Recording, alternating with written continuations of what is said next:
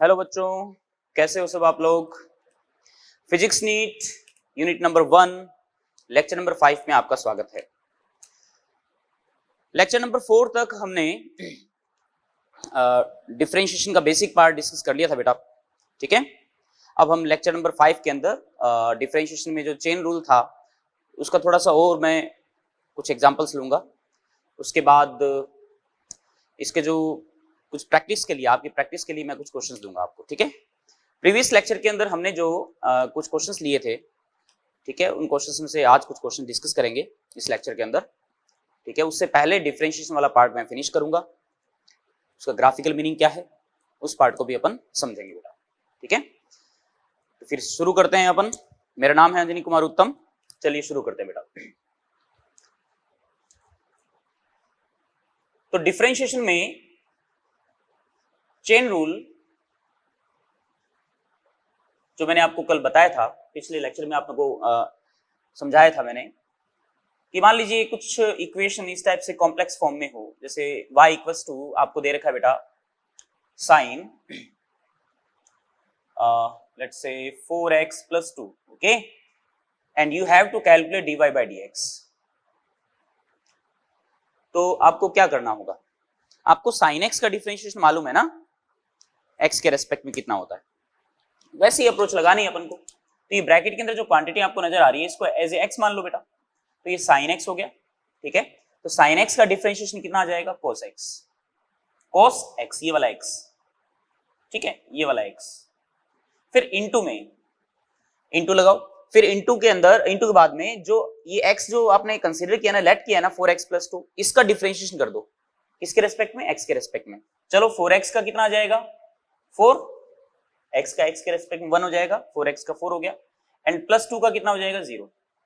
और फिर जो ये जो x है जिसको मैंने खाली ब्रैकेट में लिखा है, तो इसमें ये जो क्वांटिटी जो आपने लेट की थी ये रख दो बेटा 4x प्लस 2, समझ गए ना, ऐसे करना है।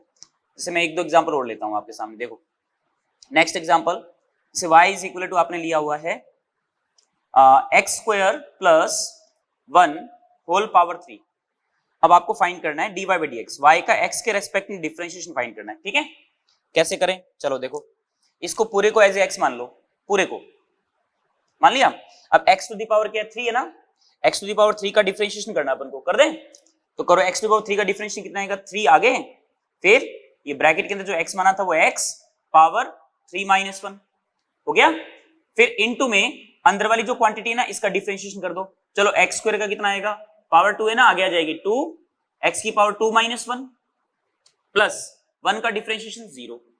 फिर जो आपने लेट किया था ना x को वापस रख दो इसके अंदर रख देंगे तो x स्क्वायर प्लस 1 रख दो। तो बताओ वैल्यू कितनी है 3x स्क्वायर प्लस 1 पावर 2, ठीक है। और इधर कितना आ जाएगा 2x टू पावर 2 माइनस 1, तो सिंपली x बच गया ना, तो इसको आप चाहो तो इधर रख दो, नहीं तो चाहो तो आगे फ्रंट में मल्टीप्लाई कर सकते हो। तो 3 इंटू 2 6 हो जाएगा, 6x x स्क्वायर प्लस 1 का होल स्क्वायर, है ना। इस वे से करना बेटा आपको।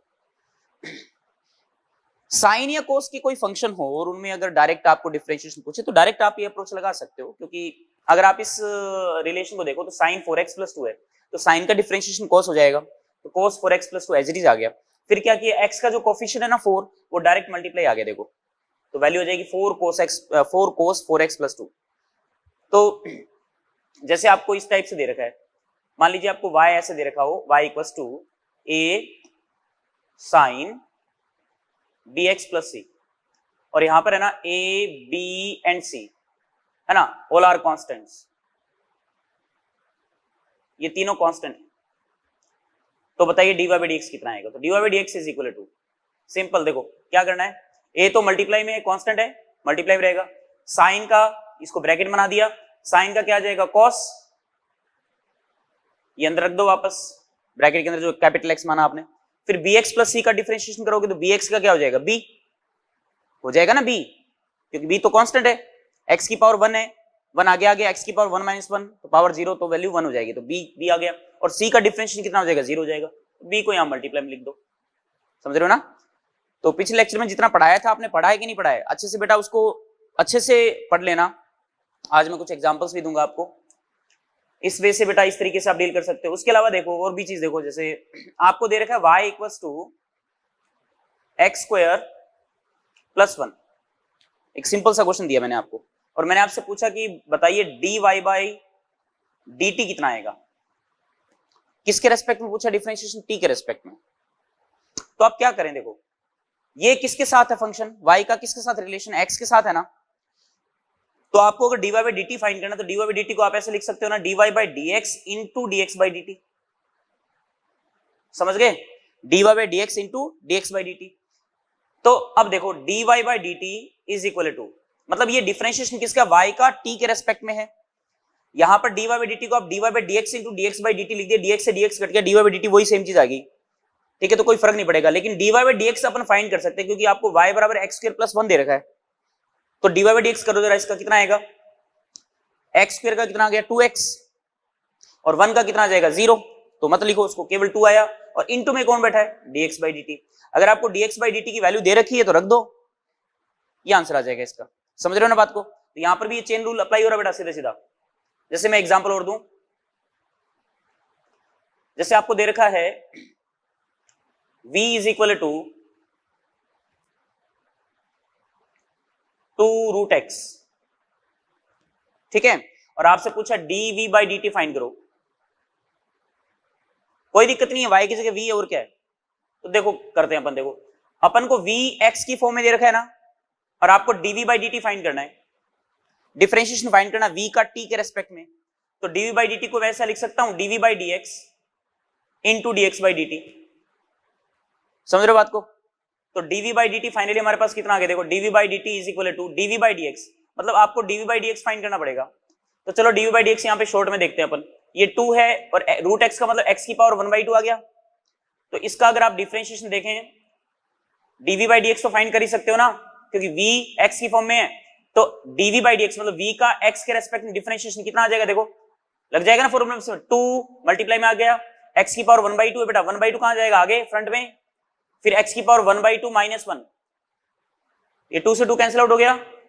तो बताइए वैल्यू कितनी आ गई, x की पावर 1/2 माइनस 1, तो कितना आ गया x की पावर माइनस 1/2। x की पावर माइनस 1/2 बोले तो 1 अपॉन x की पावर 1/2, पावर पॉजिटिव करने के लिए नीचे ले जाओ, और 1 अपॉन में x की पावर 1/2 मतलब रूट x आ गया 1 अपॉन में, तो ये वैल्यू कितनी आ गई 1 बाय रूट x, है ना, ये वैल्यू जो है 1 बाय रूट x आ गई। तो dv बाई dx की वैल्यू 1 बाय रूट x आ गई, और इनटू में क्या आ गया dx बाई dt। समझ गए ना? इस वे से बेटा डील करना अपन को। जैसे मैं और एग्जांपल लूं एक, आपको जैसे मान लो इस टाइप से फंक्शन दे रखा है, omega equals to theta square, और आपसे पूछा d omega by D t find करो। चलो कोई दिक्कत नहीं है, d omega by D t को क्या लिख सकते हो, d omega by D theta. Theta क्यों लिखा है, यहाँ थीटा है ना, यहाँ एक्स क्यों लिखा था, क्योंकि यहाँ एक्स था, जिसके साथ ये फंक्शन दे रखा है ना वही वेरिएबल यहाँ आना चाहिए। D omega by D theta into D theta by D T, D theta से डी थीटा कट के D omega by D T आ गया ना सेम। तो D omega by D theta निकालना है, तो ये बताओ इससे ओमेगा बराबर थीटा स्क्वायर है, तो ओमेगा बराबर थीटा स्क्वायर, तो D omega by D theta कितना आएगा 2 थीटा ना, थीटा की पावर 2 है, थीटा एज एक्स हो गया ना, और ओमेगा एज ए वाई हो गया एक तरीके से हमारा। तो थीटा स्क्वायर का कितना आ जाएगा 2 थीटा आ जाएगा। तो ये आप डायरेक्ट लिख सकते हो यहाँ पर d omega by D t is equal to d omega by D theta is 2 theta into D theta by d t. समझ गए ना बेटा? तो ये चेन रूल को जो हमने अप्लाई किया है, इसका यूज जो है बेटा वो आपको आना चाहिए। जितना हमने यहाँ पर पढ़ा है ना, जितनी हमने यहाँ मेहनत की है उतनी ही आपको नीड है, ठीक है। बाकी अगर कहीं कॉम्प्लेक्सिटी आएगी तो आपको एक्सप्लेन कर दिया जाएगा, बाकी इतनी ही जरूरत पड़ती है बेटा मैथमेटिक्स की, ठीक है। तो ये आप एक बार नोट डाउन कर लीजिए, फिर मैं आपको कुछ क्वेश्चंस दूंगा डिफरेंशिएशन से रिलेटेड, वो क्वेश्चंस आपको बेटा करने हैं, ठीक है। तो एक बार आप इसको फटाफट कॉपी कर लो, मैं वीडियो पॉज कर देता हूँ। हाँ बेटा जी, तो ये कुछ एग्जाम्पल्स हैं, कुछ क्वेश्चंस हैं आपकी प्रैक्टिस के लिए, ठीक है। इसमें तो dy बाई dx फाइंड करना आपको, ये कुछ 10 क्वेश्चंस हैं, सब में dy बाई dx फाइंड करना आपको, ठीक है। तो जैसे ये है इक्वेशन, सिंपल है, 1 अपॉन रूट एक्स है, तो रूट एक्स को ऊपर ले जाओ, x की पावर माइनस 1/2 हो जाएगा, फिर इसको डिफरेंशिएट कर दो, ठीक है ना। तो प्रैक्टिस मैंने एग्जाम्पल में करवा रखी है आपको, आप इनको करना, बाकी मैं आपको सोल्व करके बताऊंगा बाद में, ठीक है। जैसे 1 अपॉन एक्स, एक्स को ऊपर ले जाओ, x की पावर माइनस 1 हो जाएगा, x की पावर माइनस 2, x की पावर माइनस 3 है ना, ऐसे। तो इसको प्रॉपरली सॉल्व करना, इसको भी देखना ये कैसे होगा, 2 अपॉन एक्स लिख देना, टू तो वैसे भी कांस्टेंट मल्टीप्लाई में रहेगा, 1/x है, 1/x और इनटू में 1/cos x है, या ऐसा करना 1/x डिवाइड में cos x है, तो 1/x को x को ऊपर ले जाओ, एक काम करो बढ़िया रहेगा, x की पावर -1 हो जाएगा, x की पावर -1 और अपॉन में cos x है, तो डिवीजन रूल याद है ना आपको, डिवीजन रूल लगा सकते हो। ऐसे इसको देख लो, चेन रूल से देखना इसको, बाकी ये सोचना आप है ना। यहां पर देखो v दे रखा है, इक्वेशन दे रखी है t की फॉर्म में, तो dv/dt निकालना है, ds/dt निकालना है, इसमें देखना चेन रूल लगेगा, सोचना जरा, ऐसे ये क्वेश्चन है। अब इसमें ये थोड़ा सा अलग है, ये क्या पूछा है, v बराबर 4 + 2t - t² है ना, तो पहले तो क्या करो dv/dt फाइंड कर लेना, जैसे इसका फाइंड करोगे ना वैसे इसका फाइंड कर लेना, करने के बाद फिर क्या करना है, कह रहा है कि t बराबर 2 पर बताओ इसकी वैल्यू क्या होगी, तो क्या करोगे dv/dt लाने के बाद में जहां जहां t आ रहा है ना वहां की वैल्यू, वहां t की वैल्यू 2 रख देना, समझ में आई बात, t की वैल्यू 2 रख देना। मैं यहाँ पर एक एग्जांपल में आपको एक्सप्लेन कर दूंगा, ठीक है, बाकी इस पार्ट को आप फटाफट कॉपी कर लो, नेक्स्ट लेक्चर में अपने इसको डिस्कस करेंगे बेटा, ठीक है।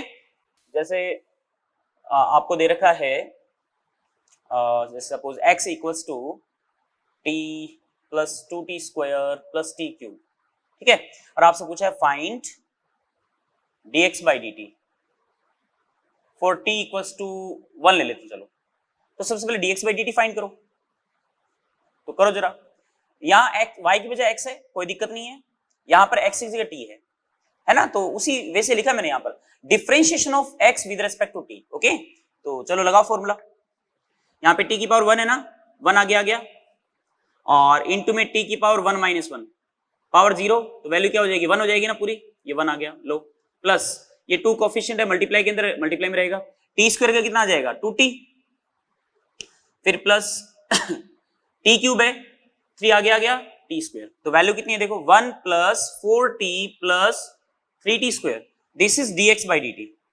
आ गया। अब बेटा आपको क्या करना है, t की वैल्यू 1 के बराबर रखनी है, रख दो, t बराबर 1 रखो, चलो 1 + 4 × 1 + 3 × 1 का स्क्वायर कितना है देखो, 1 + 4 + 3 कितना आ गया, 4 and 3 7 + 1 8 आ गया ना, तो इस तरीके से इस वजह से आपको इसको डील करना है, ठीक है। अब हम आगे बढ़ते हैं बेटा, डिफरेंशिएशन वाले पार्ट के अंदर ही है, और हम डिस्कस करेंगे अब ग्राफिकल मीनिंग ऑफ डिफरेंशिएशन, ठीक है।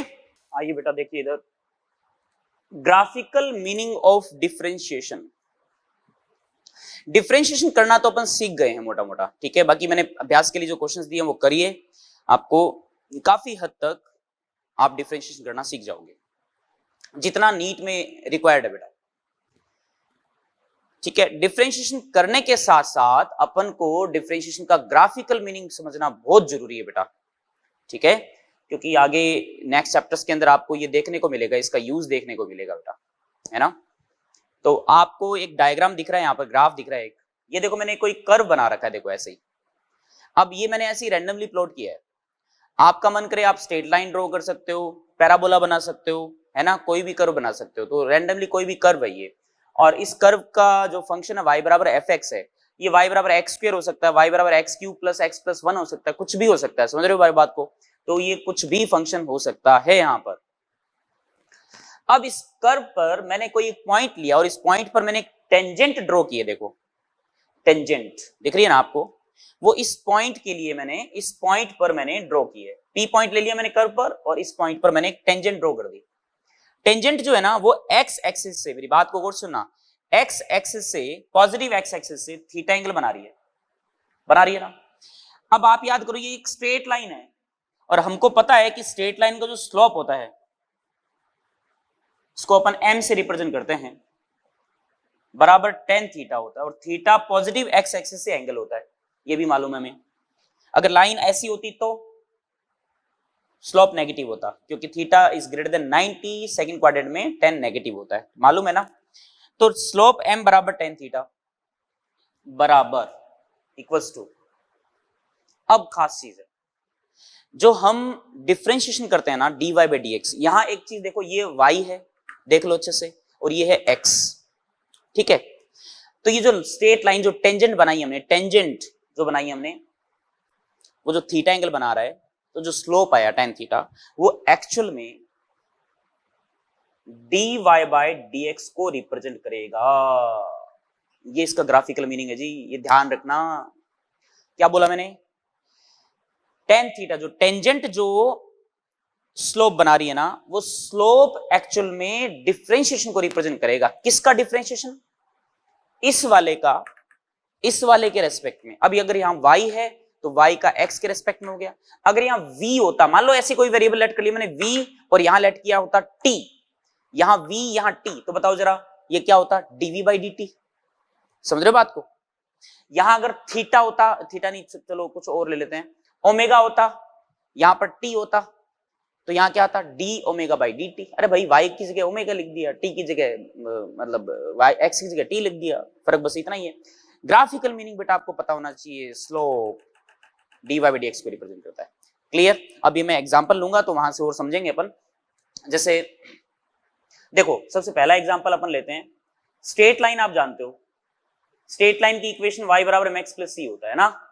अब मैं आपसे कहूं कि स्लोप बताओ इसका कितना आएगा, तो स्लोप तो आप जानते हो, वैसे स्लोप क्या है? m ही तो है यहां पर।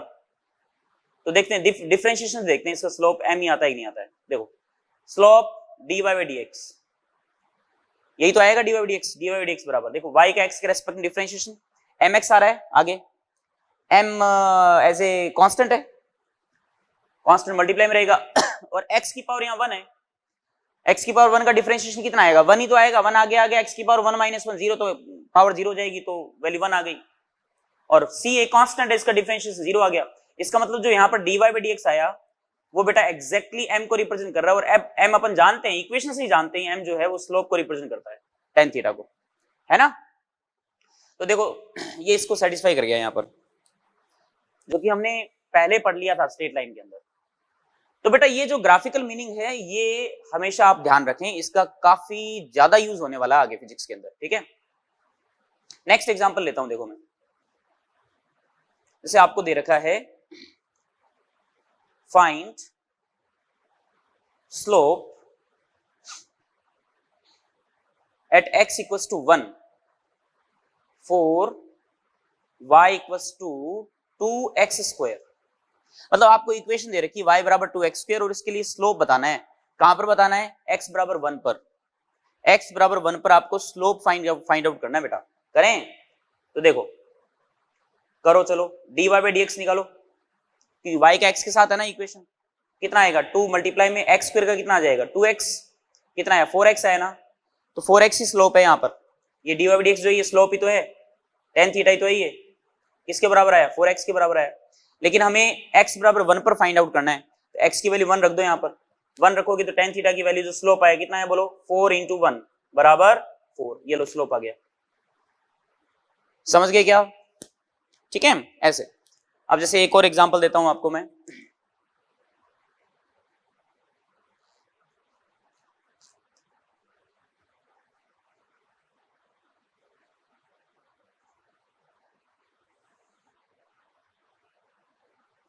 ये v है और ये t है, ठीक है। ये आपका एक पैराबोला है, ये पैराबोला बना दिया, ये ओरिजिन है बेटा। और इसकी इक्वेशन भी चलो लिख देते हैं अपन, v बराबर 4t स्क्वायर, और यहां पर एक पॉइंट है, देख लो अच्छे से, यहां पे t की वैल्यू रखी है 1 ले लिया मैंने, और इस पॉइंट पर एक टेंजेंट ड्रॉ कर रखी है, और ये टेंजेंट थीटा एंगल बना रही है। क्या पूछा आपसे? फाइंड थीटा, ठीक है। थीटा पूछा, टेंजेंट बना रखी है, तो टेंजेंट अगर थीटा एंगल बना रही है तो स्लोप हमें पता होता है, वैसे स्लोप मतलब dy बाई dx होगा। यहां बताइए जरा, जो टेंजेंट जो थीटा एंगल बनाएगी तो स्लोप जो होगा tan थीटा वो एक्चुअली में dy बाई dx को रिप्रेजेंट करेगा ना, लेकिन y की जगह क्या है यहाँ पर? v है बेटा, x की जगह t है, तो dv बाई dt करना है अपन को। तो चलो करो dv बाई dt। v बराबर 4t स्क्वायर है, 4t स्क्वायर का डिफरेंशियल कितना आएगा? देखो 4t स्क्वायर का कितना आ जाएगा? 2t। तो tan थीटा बराबर कितना आया? देखो 8t आ गया, आया ना। अब t की वैल्यू, कौन सी वैल्यू पर अपन को एंगल चाहिए? 1 पर। 1, ये जो पॉइंट है ना, इस पॉइंट का जो x कोऑर्डिनेट है वो 1 है बेटा, t बराबर 1 है, तो t बराबर 1 रख दो। 8 इंटू 1 कितना है? 8 आया ना। थीटा बराबर आ जाएगा आपके पास tan इनवर्स 8। समझ गए ना? थीटा बराबर tan इनवर्स 8। इस तरीके से, ये मैंने आपको पहले बताया हुआ है क्लास के अंदर। तो tan थीटा बराबर 8 है तो tan को उधर ले जाओ, इनवर्स लगा दो, ये रिप्रेजेंट करने का तरीका होता है एंगल को, ठीक है। तो tan इनवर्स 8 ये एंगल आ गया। तो इस तरीके से आप जो है वो स्लो फाइंड कर सकते हो, एंगल फाइंड कर सकते हो। समझ में आई बात? अब जैसे मैं एक एग्जांपल और देता हूं आपको, इसको मिटा रहा हूं बेटा।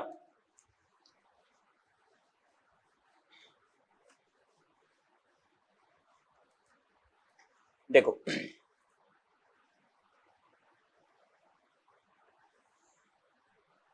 आपको है ना यहां पर v दे रखा है और यहां पर t दे रखा है, ठीक है, और कुछ ऐसा कर्व दे रखा है,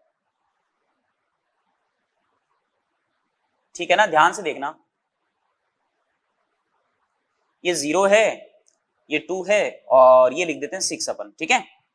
और ये वाली वैल्यू है ना, ये पॉइंट जो है इसकी वैल्यू मान लेते हैं 8 है। अच्छे से देख लो इसको, बहुत ही प्यारा सा क्वेश्चन होने वाला है ये। आपसे पूछा है find dv by dt, find dv by dt at t equals to 1 and 3। चलो आपको dv by dt पूछा है, dv by dt पूछा है t बराबर 1 और t बराबर 3 पर, ठीक है। तो मैथमेटिक्स देखो क्या है इसकी, देखो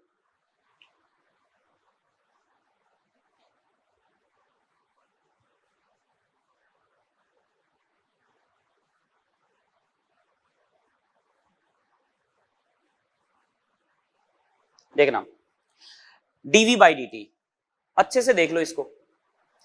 dv by dt आ गया यहां पर, y की जगह v है, x की जगह t है।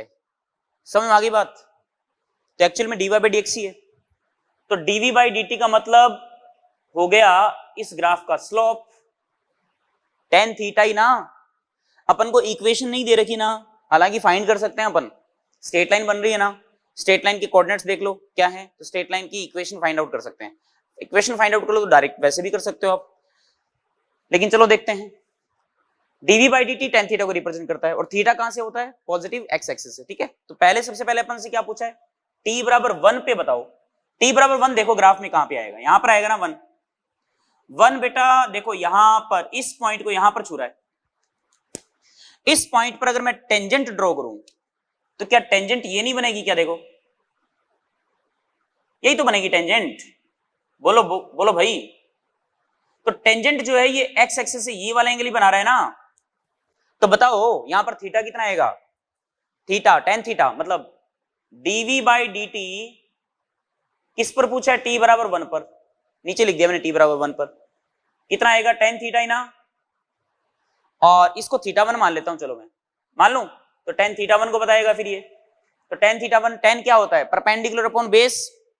परपेंडिकुलर देखो कितना है, ये देखो ये ट्रायंगल दिख रहा है, राइट एंगल ट्रायंगल, देखो ये वाला पूरा ट्रायंगल। तो tan थीटा मतलब परपेंडिकुलर, परपेंडिकुलर कितना बड़ा 8 और बेस कितना आ गया 2, पूरा यहां से यहां तक। तो यहां पर tan थीटा आ गया परपेंडिकुलर बाय बेस, कितना है बेटा 4 आ गया देखो। तो t बराबर 1 पर dv by dt जो है 4 के बराबर आ गया। सिमिलरली अपन को t बराबर 3 पे भी पूछा है, चलो देखते हैं t बराबर 3 पर। t बराबर 3 देखो कहां आएगा? t बराबर 3 जी यहां आ रहा है, देखो यहां आ रहा है, इस पॉइंट पर आ रहा है ना। मतलब इस पॉइंट पर आपको इस लाइन पर, इस कर्व पर टेंजेंट ड्रॉ करनी है। कर दें? ये देखो ये रही, ये बन गई जी टेंजेंट, ठीक है। और थीटा कहां से लेना होता है? देखो अब ये देखो ये टेंजेंट बनी, ये थीटा कहां से लेना? हाँ ये ध्यान रखें, ये आएगा थीटा 2। इसका मतलब dv by dt t बराबर 3 पे अगर आपको फाइंड आउट करना है तो आपको tan थीटा फाइंड करना पड़ेगा। थीटा 2 ले लिया मैंने, हमेशा पॉजिटिव एक्स एक्सिस के साथ एंगल बेटा। थीटा 2 कैसे फाइंड करें? चलो कोई दिक्कत नहीं है, ये बताओ ये वाला एंगल फाइंड कर ही सकते हो ना आप, ये वाला एंगल इजीली फाइंड कर लोगे ना। देखो जैसे इस वाले एंगल को मैं लिख देता हूं फाई, मान लिया। तो एक बात बताओ, tan फाई की वैल्यू पूछो तो कितनी आएगी? tan phi perpendicular upon base ना, परपेंडिकुलर कितना है 8, बेस कितना आ जाएगा 6 माइनस 2, ये कितना आएगा 4 आएगा ना बेस। तो बताओ tan फाई की वैल्यू कितनी आएगी? 8 by 4 कितना आया? 2 आया ना। ये tan फाई आया, लेकिन tan थीटा टू नहीं आया। कोई दिक्कत नहीं है बेटा, tan theta two, theta two को क्या मैं ऐसे लिख सकता हूं, पाई माइनस फाई, पाई में से फाई घटा दो, सब्ट्रैक्ट कर दो, थीटा टू आ जाएगा। And tan pi minus phi second quadrant में नेगेटिव होता है tan, बोलो हाँ या ना, ये tan नेगेटिव होता है ना, और उसके अलावा पाई है तो कोई कन्वर्जन भी नहीं होगा, tan का tan रहेगा और tan फाई आ गया, और tan फाई की वैल्यू कितनी है बेटा, 2 आई है, इसका मतलब इसका आंसर कितना आ जाएगा, माइनस का 2। बोलो आया नहीं आया, स्लोप है नेगेटिव तो आएगा, वैसे दिखने में पता लग रहा है, वो समझ जाना चाहिए तो आज स्लोप नेगेटिव आएगा, सही है ना। तो इस वे से बेटा आप इस तरीके के न्यूमेरिकल्स जो है वो डील कर सकते हैं, स्लोप वाले क्वेश्चंस, ठीक है। अब मैं कुछ बेटा क्वेश्चंस दूंगा इसके स्लोप से रिलेटेड, वो क्वेश्चंस आपको करने हैं, ठीक है। स्लोप से रिलेटेड जो क्वेश्चंस हैं वो देख लीजिए, आप नोट डाउन कर लीजिए, ठीक है, ये आपको करने हैं। नेक्स्ट आर्टिकल है बेटा डिफरेंशिएशन में मैक्सिमा एंड मिनिमा। आइए, यहां मैंने दो ग्राफ बनाए हुए हैं, y और x के बीच में है, ठीक है। इस ग्राफ की खास बात देखते हैं, चलो। ये कर्व बेटा देखो, x की वैल्यू बढ़ रही है, इंक्रीज हो रही है, y की वैल्यू भी इंक्रीज हो रही है, फिर एक पॉइंट आएगा, उस पॉइंट के बाद में, एक पीक के बाद में x अगर आप इंक्रीज करोगे तो y डिक्रीज करने लग जाएगा, y घटने लग गया ना, ये पीक आ गया, एक क्रेस्ट। आपसे पूछा जाए इसके अंदर कि बताइए y की मैक्सिमम वैल्यू कहां पर है, इस कर्व के लिए y की मैक्सिमम वैल्यू कहां पर है, कोई कहे सिंपली, तो आप इसी पॉइंट को बताओगे ना, यहीं पर ही तो y मैक्सिमम है, देखो नहीं है क्या, यहां पर, यहां मैक्सिमम है y, है ना, इस कर्व के लिए, है कि नहीं। तो कर्व जो है ना, अगर आपको इस टाइप में दे रखा है, इंक्रीज होके डिक्रीज हो रहा है, और आपसे पूछे कि बताइए y की मैक्सिमम वैल्यू कितनी है, तो आपको इस पीक वाले पॉइंट को ही बताना पड़ेगा। और पीक वाले पॉइंट पर अगर मैं टेंजेंट ड्रॉ कर दूं, सोचो अगर यहां पर मैं एक टेंजेंट ड्रॉ करूं इस पीक वाले पॉइंट की, पीक वाले पॉइंट का जो एक्स कोऑर्डिनेट है वो यही है ना, ये जो भी है इसको एक्स नोट मान लो, इस पीक वाले पॉइंट का एक्स कोऑर्डिनेट एक्स नोट है, और इस पर मैं अगर टेंजेंट ड्रॉ कर दूं तो आप सोच के बताइए कि जो टेंजेंट है ये एक्स एक्सिस के पैरेलल नहीं है क्या, अगर ये पैरेलल है इसका मतलब ये कितना एंगल बना रहा है एक्स एक्सिस से, इंक्लाइंड तो नहीं है ना, थीटा तो नहीं है, थीटा की वैल्यू कितनी यहां पर 0 है, थीटा 0 मतलब स्लोप कितना हो गया, स्लोप tan थीटा होता है ना, तो स्लोप की वैल्यू कितनी, बोलो बोलो बोलो 0।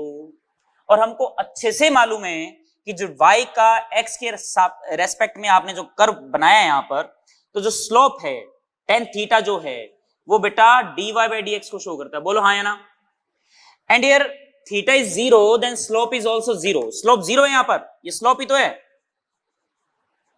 तो इस कर्व के लिए tan थीटा की वैल्यू कितनी आई, 0 आई ना, स्लोप 0 है, इसका मतलब मैक्सिमा अगर आपको फाइंड आउट करना है तो आपको dy by dx 0 करना है ना, स्लोप को 0 करना है, dy by dx को 0 करना है, और सॉल्व कर लो, उससे आपके पास कुछ ना कुछ आपके पास रिजल्ट आ जाएगा।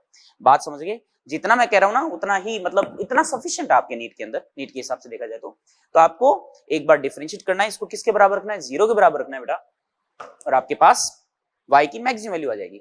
उसी तरीके से अगर मान लीजिए कर्व कुछ इस टाइप का हो, देखो डिक्रीज हो रहा है इंक्रीज हो रहा है, x बढ़ने पर पहले y डिक्रीज हो रहा है और इंक्रीज हो रहा है, तो बताइए जरा, मैं आपसे ये कहूं कि यहां बताइए जरा मिनिमम वैल्यू कहां पर मिल रही है आपको y की, इसी पॉइंट पे ना, ये ट्रफ आ गया ना वैली टाइप में, इस पॉइंट पर बेटा मैं ये कह सकता हूं कि y क्या है बेटा, मिनिमम है ना, y मिनिमम है इस पॉइंट पर।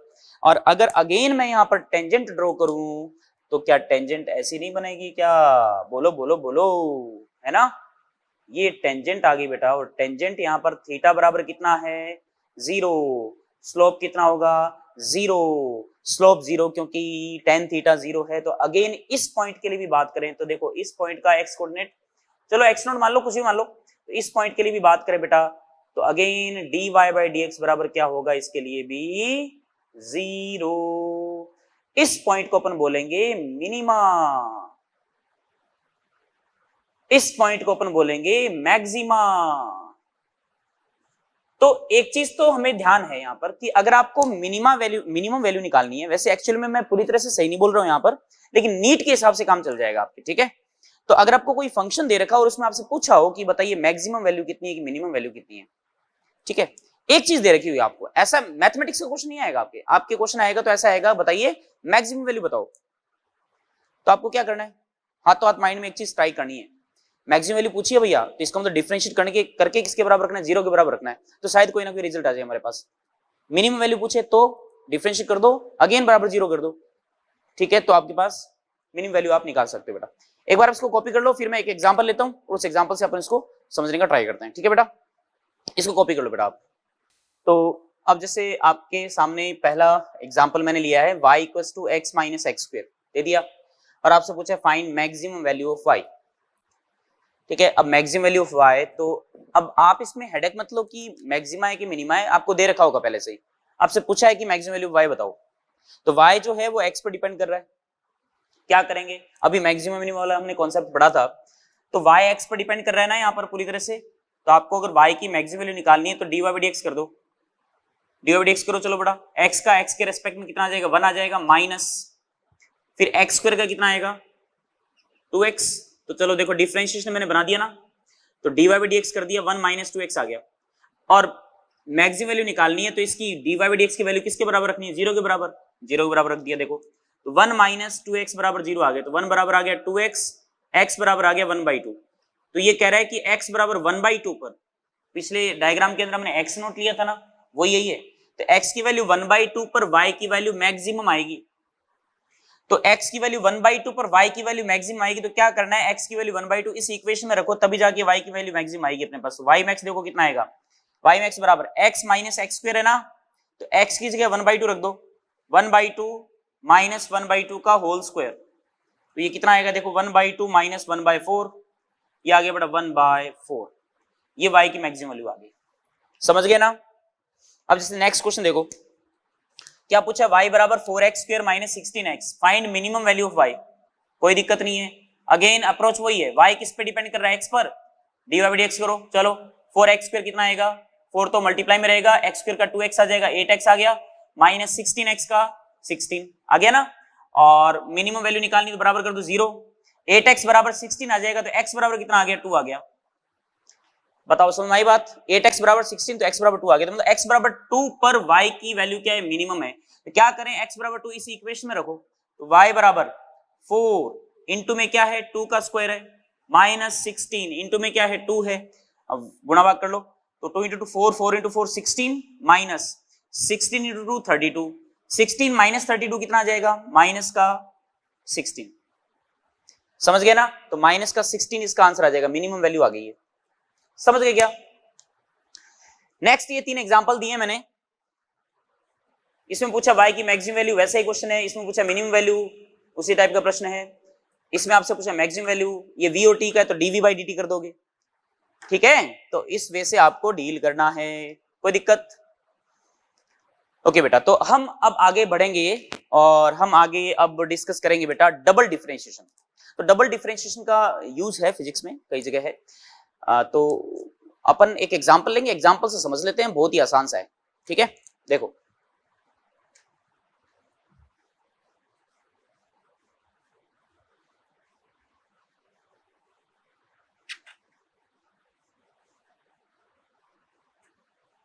ये करने बेटा आपको, ठीक है, इनको आप नोट डाउन कर लो, डबल डिफरेंशिएशन, जैसे आपको y बराबर सपोज आपको दे रखा है x cube plus x square plus 1 दे देते हैं, चलो, और आपसे पूछा जाए कि y का x के रेस्पेक्ट में डिफरेंशिएशन कितना है, तो dy by dx लिखोगे ना, dy by dx कितना आएगा बोलो, 3x स्क्वायर, इसका 3x स्क्वायर आ गया, x स्क्वायर का कितना आ गया 2x, और 1 का कितना हो गया 0, ठीक है, यहां तक सहमत हो आप, तो ये dy by dx आ गया, लेकिन मुझे डबल डिफरेंशिएशन फाइंड आउट करना है, डबल का मतलब एक बार और डिफरेंशिएट करो इसको, समझ गए, एक बार और डिफरेंशिएट करो, तो एक बार और डिफरेंशिएट करोगे तो इसको लिखें कैसे, फिर ऐसे लिखना सही नहीं है, तो उसका सिंबल जो है ना वो देख लो, d के ऊपर 2 लगा दो, y अपॉन में d, x के ऊपर नीचे 2 लगा दो, ये इसका सिंबल है भैया, ध्यान रखना, डबल डिफरेंशिएशन लिखने का तरीका ये है, तो d2y बाई dx2 आ गया, इसको बोलते हैं d2y बाई dx2। अब 3x² का एक बार और डिफरेंशिएट करो तो कितना आ जाएगा 6x, अरे 2 आगे आ जाएगा, 3 × 2 6 हो जाएगा, 6x आ गया, प्लस 2x का कितना आ जाएगा 2। तो ये डबल डिफरेंशिएशन आ गया। समझ गए क्या? इस तरीके से करना है आपको, कुछ भी तो नहीं है ये, तो सिंपली ये d2 लगाना है बस। अब जैसे मैं एग्जांपल लिख के दे देता हूं, आप फाइंड आउट कर लेना। से r बराबर दे रखा आपको t³ प्लस 2t², ठीक है, और आपसे पूछा है d2r बाय dt², ये फाइंड करो, ठीक है, इसको करना आपको। चलो एक और एग्जांपल लेते हैं अपन। Theta equals to 4t³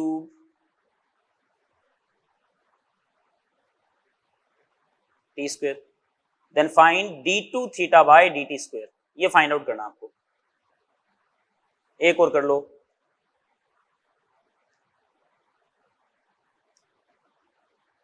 x equals to 2 sin t, और आपको फाइंड आउट करना है d2x बाय dt², ये डबल डिफरेंशिएशन है, ठीक है, कर लोगे ना इसको, सिंपल है। तो ये आपको, ये 3 क्वेश्चंस आपको इसके साथ करने हैं, थोड़ा अभ्यास कर लोगे, प्रैक्टिस हो जाएगी, थोड़ा अच्छा लगेगा आपको, ठीक है। बाकी आगे फिजिक्स में, मैथमेटिक्स में थोड़ा मतलब आपको कमजोर आएगा, उतनी मेहनत नहीं करनी पड़ेगी, ठीक है बेटा। तो ये था आपका डिफरेंशिएशन। अब हम जो कैलकुलस है, उस कैलकुलस के मेन पार्ट पे जा रहे हैं बेटा, जिसका नाम है इंटीग्रेशन। नेक्स्ट पार्ट बेटा अपन डिस्कस करेंगे इंटीग्रेशन, ठीक है। तब तक के लिए आप इसको कॉपी कर लो। इंटीग्रेशन, डिफरेंशिएशन में हमने स्लोप फाइंड आउट किया, और डिफरेंशिएशन का वैसे मीनिंग क्या था, रिलेटिव चेंज था, रिलेटिव स्मॉल चेंज जो था उसको अपन बोलते हैं डिफरेंशिएशन। वैसे डिफरेंशिएशन का मीनिंग क्या होता है, काटना, कट करना, डिफरेंशिएट करना, है ना। इंटीग्रेशन जो है इसका जस्ट उल्टी प्रोसेस है, जस्ट उल्टा प्रोसेस है। जैसे मान लो आपके सामने कोई मकान है सपोज, और उस हाउस को आपको तोड़ना है, ब्रेक करना है, ठीक है, डिस्ट्रॉय करना है, तो आपने मशीन लगाई और तोड़ दिया, ठीक है, टुकड़े टुकड़े कर दिए, अलग अलग कर दिया सबको, और आपको ये कहे कि वापस फॉर्म करना है, वही सेम हाउस बनाना है उन्हीं टुकड़ों से, तो आप बना सकते हो, जिसको पता है ना कि कैसा था पहले, कैसा था, ठीक है, तो उन टुकड़ों से आप मिला के बना सकते हो, जल्दी बनेगा। लेकिन अगर कोई अननोन पर्सन आ जाए और उसको कह दे कि भाई भैया ये टूटा हुआ मकान था और इसको वापस फॉर्म करना, आपको वापस वही का वही हाउस बनाना है, तो क्या वो बना पाएगा? बना सकता है, उसको बहुत ज्यादा मेहनत लगेगी। जैसे आपने देखा होगा बचपन में, आपने कई सारे मैप होते थे, और उनको मैप के कुछ अलग अलग पार्ट्स होते थे, टुकड़े होते थे, कुछ फोटो होती थी, अलग अलग टुकड़े होते थे, और पेपर, कागज के पेपर होते थे, उनके कागज के जो टुकड़े होते थे उनको आपस में आपको अरेंज करके प्रॉपर तरीके से, प्रॉपर सीक्वेंस में अरेंज करके आपको वही मैप बनाना होता था, या कोई फोटो बनानी पड़ती थी आपको, ठीक है। तो वैसा ही है कुछ कि इंटीग्रेशन में सम करना होता है अपन को, और टुकड़े आपके सामने और आपको उनको जोड़ना है, ठीक है। इंटीग्रेशन मतलब सम करना। अगर जिस फंक्शन का आपको पता है ना कि डिफरेंशिएशन क्या था, तो उसका इंटीग्रेशन भी हमको मालूम होगा। तो यहां पर इंटीग्रेशन बोले तो सम, समीशन। जैसे y बराबर fx कोई फंक्शन है ना, आपने इसका dy बाई dx किया, डिफरेंशिएशन किया, तो एक नया फंक्शन आ गया। एग्जांपल, जैसे आपने लिया y बराबर x³ लिख दिया, x³ लिख दिया, प्लस में कोई क्वांटिटी 4 ऐड कर दी, सपोज कर दी। अब मैं आपसे कहूं डिफरेंशिएट करो, चलो इसका, तो dy बाई dx किया आपने, dy बाई dx की करोगे तो क्या आएगा बताओ, एक नया फंक्शन आएगा ना। ये dy बाई dx लिखना चाहिए मुझे, मैंने सही नहीं लिखा इसको, this is dy by dx। तो dy बाई dx बताओ कितना आएगा इसका, dy बाई dx बराबर x³ का कितना आ जाएगा 3x², और 4 का कितना हो गया 0, समझ गए, 3x² प्लस 0, ठीक है। अब आपसे कोई कहे कि इंटीग्रेट करना है इसको, तो इंटीग्रेशन जस्ट इसका उल्टा प्रोसेस है। इंटीग्रेशन मतलब इसका जस्ट उल्टा प्रोसेस ये वाला,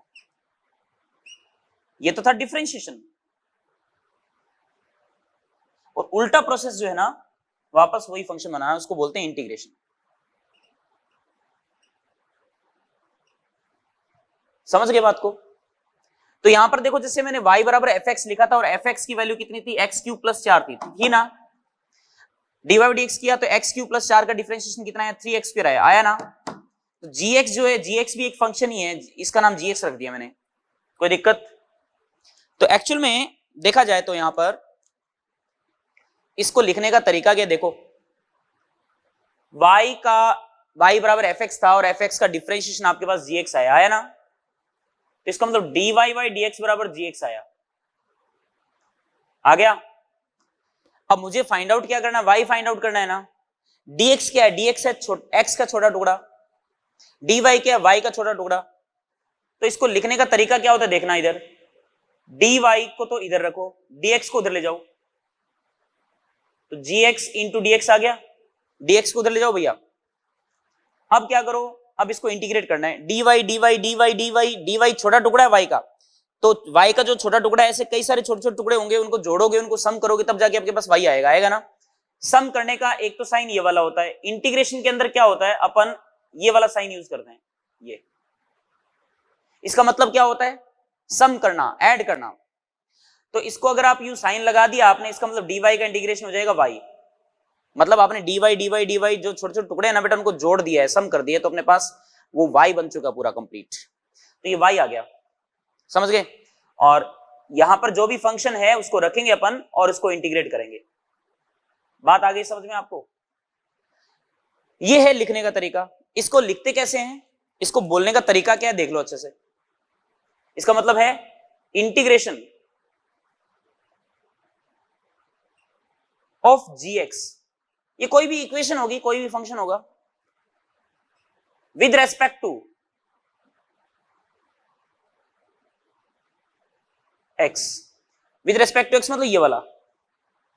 तो ये जो dx दिख रहा है ना, dx के बिना इंटीग्रेशन पॉसिबल नहीं है। यहां पर dx लग रहा है, ये x का फंक्शन है, इसमें x की इक्वेशन होगी, यहां पर साइड में मल्टीप्लाई में dx है।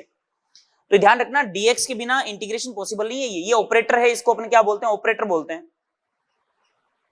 इस इंटीग्रेशन को ऑपरेट करेगा बेटा, ठीक है। तो ये तो लिखने का तरीका हुआ। तो क्या मैंने कैसे बताया, y था आपके पास, इसका dy बाई dx कर दिया, एक नई चीज आ गई, नया फंक्शन आ गया। अब वापस y बनाना है ना, इससे वापस y बनाना है, dy बाई dx से वापस y बनाना है। तो dx को इधर लेके जाओगे, gx, ठीक है, ले गए, फिर इसको इंटीग्रेट कर दिया। इंटीग्रेशन मतलब जोड़ना, सम करना। तो अपन ये सिंबल है इसका, ये सिंबल आपको बनाना है इसी प्रकार से, ठीक है, समझ में आई ना बात? ऐसे करके बनाना है इसको। और dy जो छोटा सा टुकड़ा है, dy सम कर देंगे तो हमारे पास पूरा y आ जाएगा।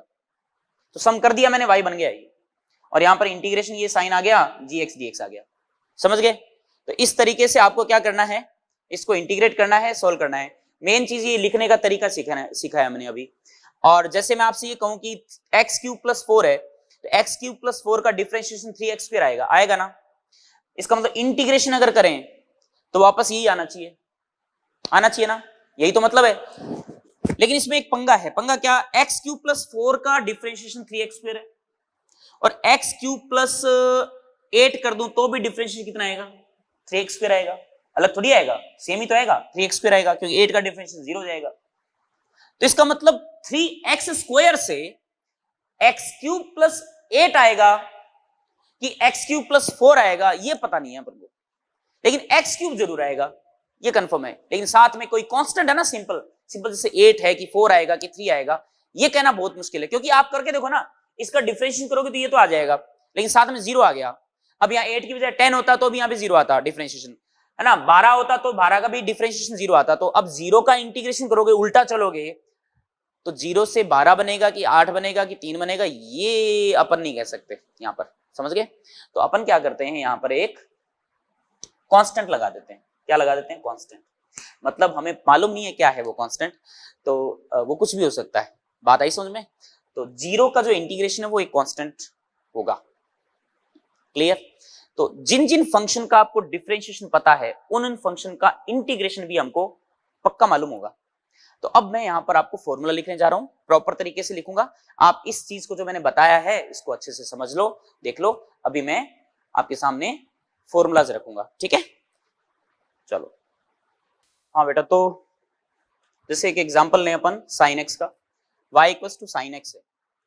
साइन एक्स का डिफरेंशिएशन dy बाई dx आपको पता है cos x होता है, ठीक है। तो इसका मतलब cos x का इंटीग्रेशन क्या होगा, साइन x होगा, सही बात है। अच्छा यहां पर अगर साइन x प्लस में 10 होता तो साइन x प्लस 10 का डिफरेंशिएशन जो हमने पढ़ रखा है पहले क्या होता, cos x प्लस 0। इसका मतलब cos x प्लस 0 का इंटीग्रेशन साइन x प्लस 10 होना चाहिए वैसे तो, लेकिन एक बार बताओ साइन x प्लस 10 का भी cos x आएगा और साइन x प्लस 5 का भी cos x आएगा। इसको cos x प्लस में 0 का जो इंटीग्रेशन आएगा वो साइन x तो आएगा, लेकिन प्लस में क्या आएगा, 10 आएगा कि 12 आएगा ये मालूम नहीं है। इसलिए बेटा अपन कोफिशिएंट जरूर ऐड कर देते हैं, ठीक है। जिसकी वैल्यू हमें मालूम नहीं होती, अननोन होता है, वो कांस्टेंट होता है। तो देखो यहां पर मैंने क्या लिखा, देखो cos x का इंटीग्रेशन क्या लिखोगे, cos x इंटू dx, फिर ये साइन, ठीक है। इसको भी याद जेहन में बिठा लो भैया, माथे के अंदर सेट कर लो। इसका मतलब है cos x का इंटीग्रेशन किसके रेस्पेक्ट में, x के रेस्पेक्ट में। Integration of cos x with respect to x is equal to sin x plus c। Clear. Next देखो, integration of sin x with respect to x, integration of sin x with respect to x is equal to minus cos x plus c। ऐसा क्यों, सोचो। cos x का जो differentiation differentiation पढ़ा था आपको, cos x का डिफरेंशिएशन माइनस sin x था ना। तो इसका मतलब माइनस cos x का डिफरेंशिएशन sin x होगा ना, माइनस cos x का डिफरेंशिएशन sin x होगा, फिर sin x का इंटीग्रेशन क्या होगा, माइनस cos x। वही सेम चीज है। तो sin x का x के रेस्पेक्ट में इंटीग्रेशन जो है बेटा वो आ जाएगा minus cos x plus c।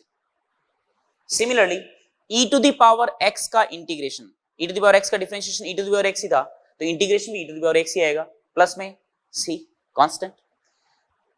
log x का डिफरेंशिएशन 1 बाय x था, तो 1 बाय x का इंटीग्रेशन क्या आ जाएगा, log x प्लस c।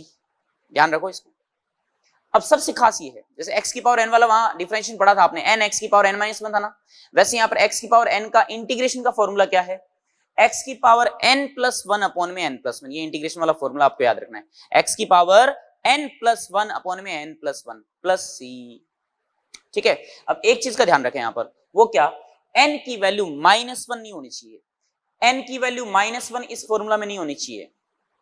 अगर n की वैल्यू माइनस 1 अगर है तो ये देखो कितना आएगा, x की पावर माइनस 1, x की पावर माइनस 1 क्या हो जाएगा, 1 अपॉन x हो जाएगा ना, 1 अपॉन x, और 1 अपॉन x का integration log x plus c। तो ये ध्यान रखो, n की पावर माइनस 1 है तो ये लग जाएगा, log x लग जाएगा। समझ में आई बात। उसके अलावा जितने भी हैं सबके लिए ये चीज एप्लीकेबल है बेटा, समझ में आ गई बात। बहुत ही सिंपल है, बहुत ही सरल है, ठीक है ना।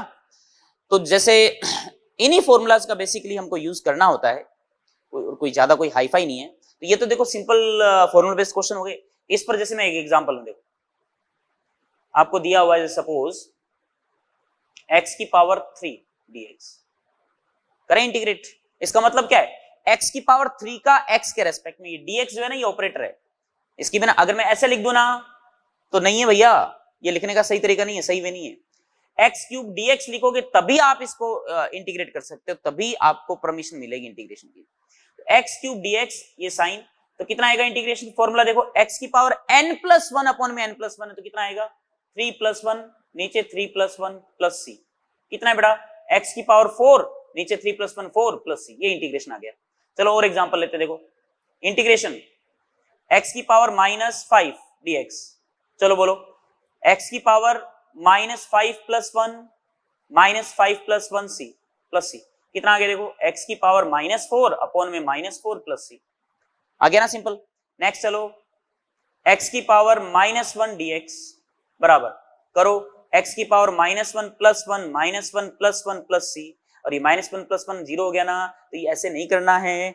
n की वैल्यू क्या होनी है, माइनस 1 नहीं रखनी है, n की वैल्यू माइनस 1 नहीं है तब तो ये लगा सकते हो, है तब भैया ये आएगा, आएगा ना। हाँ तो ये ध्यान रखो, ये कितना आ जाएगा log x plus c। Next देखो इंटीग्रेशन, ये dx ये रूट x आ गया, इसका मतलब 1 अपॉन रूट x है, ये इसको ऊपर ले जाओ, x की पावर -1/2 आ गया ना। अरे भैया रूट x मतलब x की पावर 1/2, इसको ऊपर लेके जाओगे तो x की पावर -1/2, x की पावर -1/2 dx है। बताओ, अभी तक मैंने इंटीग्रेट नहीं किया इसको, अभी तक इंटीग्रेट नहीं किया है, इसलिए मैंने एज इट इज वही रखा है, बस इसको ही नीचे ऊपर लेके गया हूं मैं। अब फॉर्मूला लगा दो, x की पावर -1/2 + 1, नीचे -1/2 + 1 प्लस c। बताओ क्या आएगा इंटीग्रेशन, x की power -1/2 + 1 1/2 upon -1/2 + 1 1/2 plus c, value बोलो, 2 ऊपर चला जाएगा, और x की पावर 1/2 का मतलब √x प्लस c, वैल्यू आ गई 2√x प्लस c। समझ गए क्या? काफी इजी है ना? तो ये लिखने का तरीका मैंने आपको बता दिया, इंटीग्रेशन कैसे लिखा जाता है। और बाकी ये गिने चुने 2-4 फॉर्मूलाज हैं, सिंपल से हैं, जितनी नीड है उतना पढ़ेंगे अपन। तो ये आपको कवर करना है, तो आप प्लीज इसको कॉपी कर लीजिए। फिर हम आगे रूल्स पढ़ते हैं बेटा। इंटीग्रेशन में रूल्स ज्यादा नहीं है, सिंपल से बेसिक से रूल्स है, जैसा बता रहा हूं वैसे उस तरीके से करते जाना आपको, ठीक है? रूल्स पढ़ेंगे बेटा आगे। कांस्टेंट मल्टीपल रूल, पहला रूल, जैसे हमने डिफरेंशिएशन में भी पढ़ा था, first rule constant multiple rule क्या था कि जो भी कांस्टेंट हो अगर वो फंक्शन के मल्टीप्लिकेशन के अंदर है तो मल्टीप्लिकेशन में ही रहेगा, रिमेनिंग जो फंक्शन है ना उसका सिंपल डिफरेंशिएशन कर दो, खेल खत्म। सेम प्रोसेस इंटीग्रेशन में होगी। कांस्टेंट मल्टीपल रूल के अंदर क्या कह रहा है देखो जरा, सी एक कांस्टेंट है, जी एक्स एक फंक्शन है, ओके, ये कांस्टेंट है बेटा और जी एक्स एक फंक्शन है। क्या करना है, सी जो कांस्टेंट है ना उसको इंटीग्रेशन साइन से बाहर ले आओ, मतलब मल्टीप्लिकेशन में आ गया वो, और बाकी का डिफरेंशिएशन टिका दो, खेल खत्म। जैसे देखो 2 cos x dx इंटीग्रेशन करना है, तो 2 मल्टीप्लाई के अंदर है ना, 2 बाहर आ जाएगा, आ गया इंटीग्रेशन। क्या करना है, cos x dx, ठीक है, और cos x का x के रेस्पेक्ट में इंटीग्रेशन, मतलब इंटीग्रेशन cos x dx पढ़ा चुका हूं मैं आपको, क्या होता है, sin x होता है। तो ये आ जाएगा 2 sin x, आया कि नहीं आया, 2 इंटू में sin x, और प्लस में जो c है वो लगा दीजिए। अगर आपको डाउट हो ना कि आपने इंटीग्रेशन सही किया है गलत किया है, तो आप क्या करो, इसका डिफरेंशिएशन कर लो। अगर आप इसका डिफरेंशिएशन करते हो, अगर वापस यही चीज आ जाती है 2 cos x, तो इसका मतलब आपने सही किया है। 2 sin x का डिफरेंशिएशन 2 sin x का cos x, 2 cos x, और c कांस्टेंट है, कांस्टेंट का डिफरेंशिएशन 0 हो जाएगा। तो बताइए 2 cos x आया कि नहीं आया? तो इस वजह से आप क्रॉस चेक कर सकते हो कि आपका इंटीग्रेशन सही है या गलत है। बात आगे समझ में? ओके, अब जैसे मैं यहां पर एक एग्जांपल और लेता हूं। इंटीग्रेशन आपको दे रखा है और दिया हुआ 4 अपॉन में √x, ठीक है, 4 अपॉन में √x, इधर आ गया dx, ठीक है। तो अब देखिए क्या करें, 4 अपॉन में √x है, कोई दिक्कत नहीं है, 4 कांस्टेंट है, बाहर ले आओ। 1 अपॉन में √x है, x की पावर कितना आ जाएगा, -1/2 dx। समझ गए ना? 4 तो कांस्टेंट है, मल्टीप्लाई में बाहर ले आओ, x 1 अपॉन में √x है, x की पावर 1/2, x की पावर 1/2 को ऊपर लेके जाओगे, x की पावर -1/2 हो गया। 1 तो नहीं है ना, -1 तो नहीं है ना, कोई दिक्कत नहीं है फिर। तो अब इसको सॉल्व करो, कितना आएगा देखो, 4 x की पावर -1/2 का इंटीग्रेशन क्या आएगा, -1/2 + 1। फॉर्मूला सही से लगाना, डिफरेंशिएशन वाला फॉर्मूला मत लगा देना n x की पावर n-1 वाला, क्योंकि जनरली क्या है, डिफरेंशिएशन जब अपने इंटीग्रेशन मूव करते हैं तो हमारे माइंड में वो फॉर्मूला चलता रहता है, तो अपन इंटीग्रेशन में वही फॉर्मूला लगा देते हैं। तो प्लीज बेटा थोड़ा कॉन्शियस रहना इसमें। x की पावर -1/2 + 1 अपन -1/2 + 1, और प्लस में साइड में क्या लिख दो, c। इसको थोड़ा सॉल्व कर लो, 4 इंटू, या इंटू ऐसे रहने देते हैं, x की पावर -1/2 + 1 कितना आएगा, 1/2, और नीचे क्या -1/2 + 1 क्या है, 1/2। समझ गए क्या, 1/2 आ गया, प्लस में c है, ये 2 ऊपर ले जाएं तो 2 ऊपर जाएगा, तो 2 इंटू 4 कितना आ गया, 8, और x की पावर 1/2 क्या लिख सकते हो, √x + c, ये लो वैल्यू आ गई। समझ गए ना? तो कांस्टेंट मल्टीपल रूल बड़ा आसान है, सिंपल, जो मल्टीप्लाई के अंदर है उसको एज इट इज रख दो, खत्म, कुछ नहीं करना हो, ठीक है। चलो नेक्स्ट रूल है सम रूल, समेशन रूल।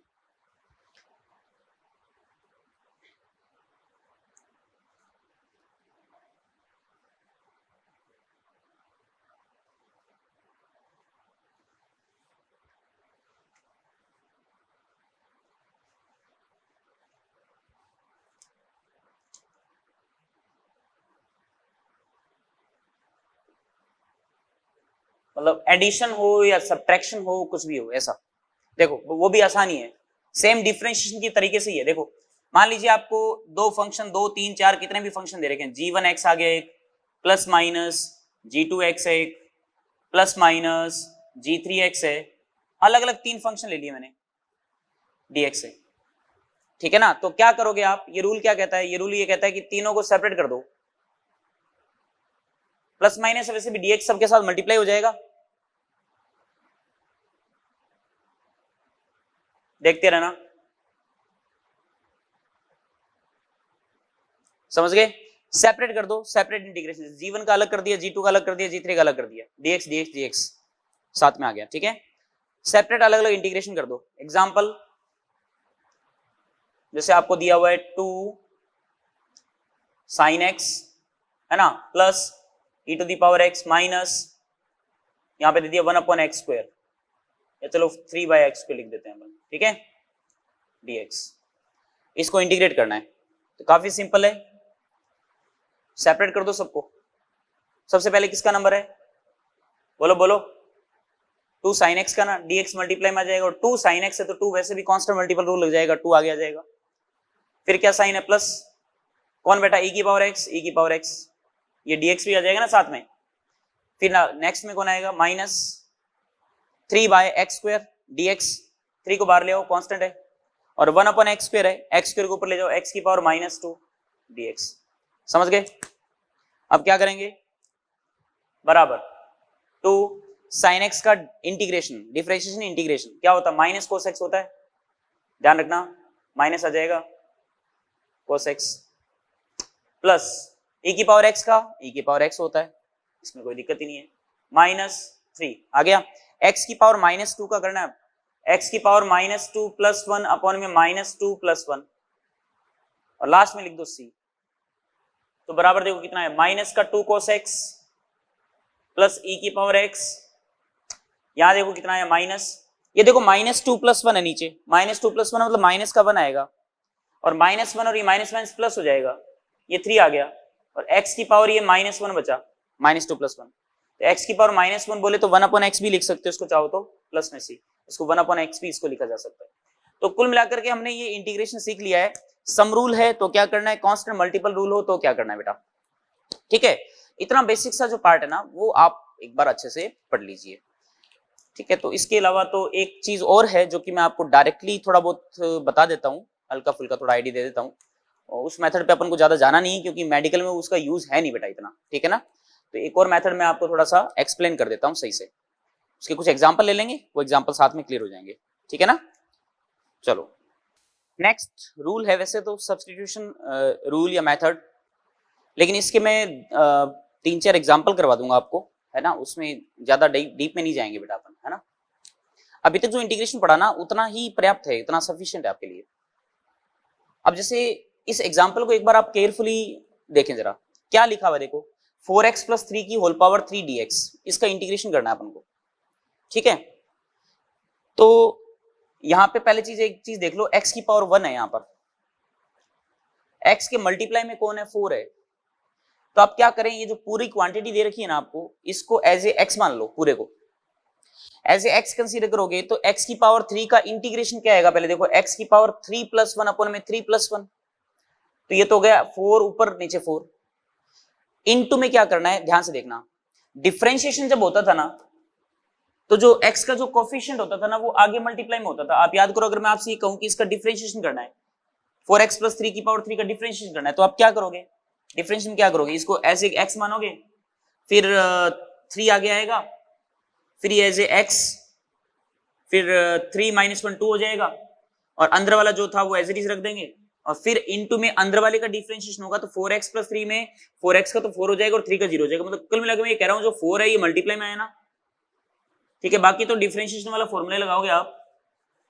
तो इसमें भी क्या करना है, जैसे ये x है पूरा पूरा, x की पावर 3 है तो x की पावर 3 + 1 अपॉन में 3 + 1, ये तो आ गया, x मतलब कैपिटल X, समझ रहे हो बात को, कैपिटल मतलब पूरे को कैपिटल X मानो तो।